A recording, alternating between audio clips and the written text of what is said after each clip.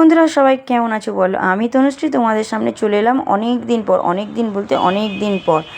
তো অনেক দিন পর একটা ভিডিও নিয়ে চলে এলাম। ভিডিওটা কেউ স্কিপ করো না, সবাই দেখতে থাকো। আজকে হচ্ছে আমার বরের জন্মদিন।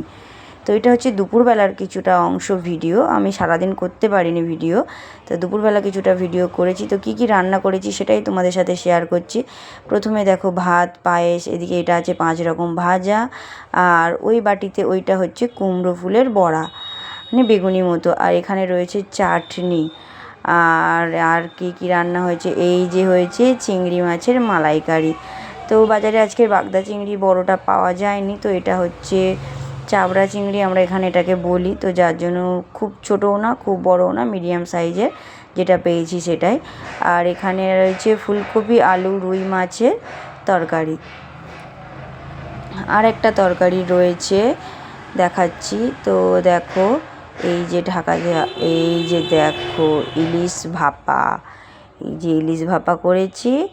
আর সাথে আছে স্যালাড, এই যে স্যালাড। আর আছে এই যে স্যালাডের টমেটো পেঁয়াজগুলো ভিতরের দিকে ঢুকে গেছে, মানে ছোটো বাটিতে রেখেছি তো সেগুলো একটু তোমাদেরকে বের করে দেখালাম। আর ছিল লেবু কাটা, সব একসাথে কেটে রেখেছিলাম। আর এই যে এখানে আছে মিষ্টি, 2 রকমের মিষ্টি রয়েছে। তো চলো বন্ধুরা আমার বরের ভাতের থালাটা রেডি করি। তো দেখো ভাতের থালাটা রেডি করা হয়ে গেছে। ভাত, লেবু, 5 রকম ভাজা আর স্যালাড দিয়ে থালাটা সাজিয়ে নিয়েছি। আর এই যে দেখো থালার সাজানোটা কেমন হয়েছে অবশ্যই জানিও তোমরা। আমার তো বেশ ভালো লাগলো, আমি যেভাবে পেরেছি সেভাবে সাজিয়েছি। আর এখানে নিয়ে নিয়েছি দেখো তরকারিগুলো, এই যে দেখো তরকারিগুলো ফুলকপি মাছের তরকারি, ইলিশ ভাপা, চিংড়ি মাছের মালাইকারি, চাটনি, পায়েস, আর এই যে 2 রকম মিষ্টি দিয়ে থালাগুলোকে রেডি করে নিয়েছি। তো থালাগুলো আগে থেকে রেডি করে নিয়েছি, ও ঘরে ছিল। আর আমি প্রতি বছর এইভাবেই ওর জন্মদিনের এগুলো একটু রান্নাবান্না করে খাওয়াই, আর কিছু করতে পারি আর না পারি। আর এখানে দেখো কেক নিয়ে মাকে দিয়েছিলাম ভাত খেতে, তা মা ভাত খাচ্ছিল, খেতে খেতে বসেছিল। তো দুপুরবেলায় কেক কাটিংটা কেন করছি, কারণ রাত্রিবেলা সন্ধ্যাবেলায় সবাই সবার মতো কাজে ব্যস্ত থাকে, রাতে কে কখন ঘরে ঢোকে তার ঠিক নেই।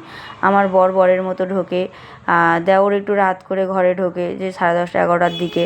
এবার শাশুড়ি মা এরকম 9:30 10টার দিকে শুয়ে পড়ে।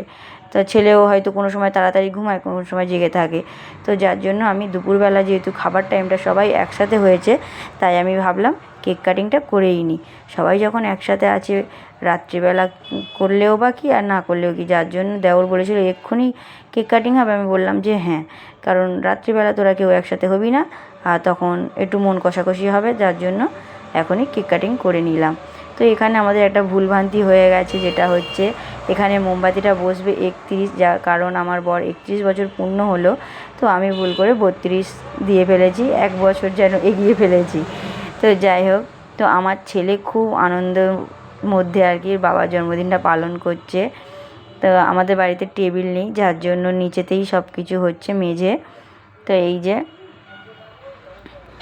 আর এই যে আমরা বাড়ি ছিলাম না, আমরা একটু পুরী বেড়াতে গেছিলাম, এসেছি পরশুদিন, 1 দিন আগে। তো এসে কিছুটা কাজকর্ম গুছিয়েছি। আমাদের বাড়িতে রান্না পুজো রয়েছে, তো রান্না পুজো যাদের রয়েছে তারা সবাই জানো কতটা কষ্টকর আর কতটা পরিশ্রম করতে হয়, কত কী করতে হয়। তো তার ভিতরেও আমার বরের জন্মদিনটা রয়েছে বলে আমি এই দিনটা আমি যেই থেকে এসেছি সেই থেকে এই দিনটা পালন করি।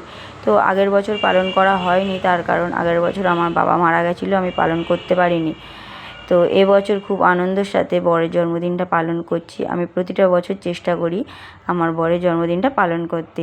তো এবছর আমার ছেলে যখন একটু মানে সব বুঝদার হয়েছে সব দিক থেকে, তো দেখো মোমবাতিটা জ্বালিয়ে দিল আর ওর বাবার সামনে কেকটাকে ধরে দিচ্ছে, বাবা নাও কেকটা কাটো। তো 2 বাপ বেটা আনন্দ করে কেক কাটছে। আর আমার ছেলের জন্মদিন এখনও পর্যন্ত আমরা করিনি, তার কারণ অনেক রকম সমস্যা রয়েছে, যার জন্য ছেলের জন্মদিনটা আমরা এখনও করিনি। তো ছেলের প্রচুর সমস্যার কারণে করি না আর কি, তবে করব, সময় এলে অবশ্যই ছেলের জন্মদিন হবে। তো যাই হোক, 2 বাপ বেটা মিলে বসে দেখো কেকটা এবার কাটিং করবে, তো 2 জনে মিলে। আর এবারে আমার শাশুড়ি হাসছিল আর আমার দেওর হ্যাপি বার্থডে বলছিল, আর ক্যামেরাম্যান ছিলাম আমি। তো এই যে এখানে মোমবাতি লেবাতে ভুলে গেছে, তো সেই নিয়ে সবাই মিলে একটু খুব হাসাহাসি করছিল। তো মোমবাতিটা শেষ পর্যন্ত আমার ছেলে মানে লিভিয়ে দিল। তো বললাম আমি, না, ছেলের জন্মদিন পালন হচ্ছে, যাতে ছেলে একটু বেশি আনন্দ পায়। তো এই যে কেক কাটিংটা হয়ে গেছে, কেকটা কেমন লাগছে অবশ্যই জানিও। তো এই যে দেখো, কেকটা গিয়ে কিনে নিয়ে এসেছিলো আমার দেওর আর ছেলে পছন্দ করেছে নাকি কেকটা। দেওর বলছিল ও পছন্দ করেছে কেকটা। তো ছেলে নিয়ে সবাইকে কেক খাওয়াচ্ছে প্রথমে। এই যে দেখো, ওর কাকাকে দিয়েছে, ঠাকুমার দিয়েছে, বাবাকে দিয়েছে, তারপরে এদিকে আমাকে দিল। এবার ওর বাবা একটু কেক নিয়ে সবাইকে খাইয়ে দিল। প্রথমে ছেলের গালে দিয়েছে, তারপর ওর ভাই, তারপরে ওর মাকে, আর সবার শেষে আমাকে। তো যাই হোক, সমস্ত কিছু নিজে হাতে করতে পেরে নিজেকে নিজে খুব আনন্দ পাই যখন দেখি যে বাড়ির সবাই খুশি হয়েছে। সব কিছু করি নিজের মতো করে, জানি না কেমন কি হয় না হয়, কিন্তু যখন ওরা বলে যে ভালো হয়েছে বা ওরা খুব হাসে, খুব মজা পায় আর কি, তখন খুব নিজের ভালো লাগে, নিজেকে ধন্য মনে হয় যে না, আমি কিছু করেছি, আমার জন্য ওরা খুশি হয়েছে। তো যাই হোক, নিজের মতো করে সব কিছু করি। তারপরে দেখো, এখানে আমার বরকে খেতে দিয়ে দিয়েছি, সব সাজিয়ে গুছিয়ে।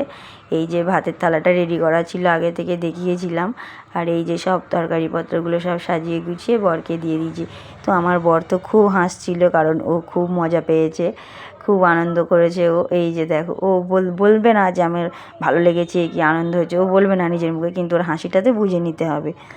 তো আমার বরের জন্মদিনটা কেমন লাগলো তোমাদের অবশ্যই জানিও, কমেন্ট করে জানাতে ভুলো না। তো এদিকে আমার বর বলছে আমি তাহলে খাওয়া দাওয়া শুরু করি। তা বললাম হ্যাঁ, তুমি খাওয়া দাওয়া শুরু করো।